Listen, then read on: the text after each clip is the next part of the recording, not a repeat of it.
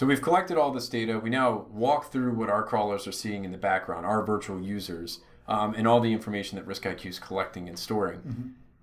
Simply handing that information over to an analyst is not going to be that valuable. It's way too much information to consume. It's going to be difficult to parse this out, especially if you keep in mind that we may crawl a web page hundreds or thousands of times to see how it changes over a period of time.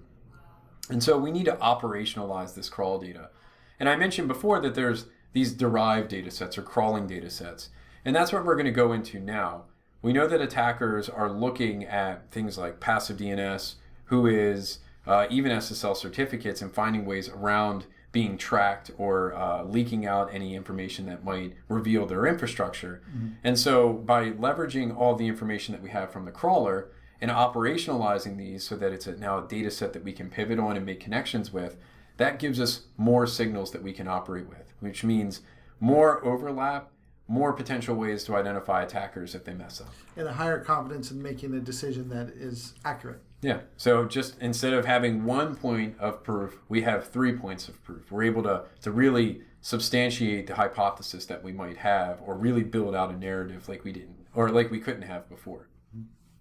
We discussed traditional data sets, and now we have these internet crawl data sets, or the derivative data sets that we have from that crawl data.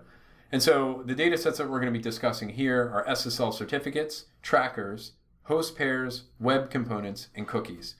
Some of these may not be familiar to you because it's names that we made up simply because this data set didn't exist anywhere else. And then some of them might be terms you're already familiar with.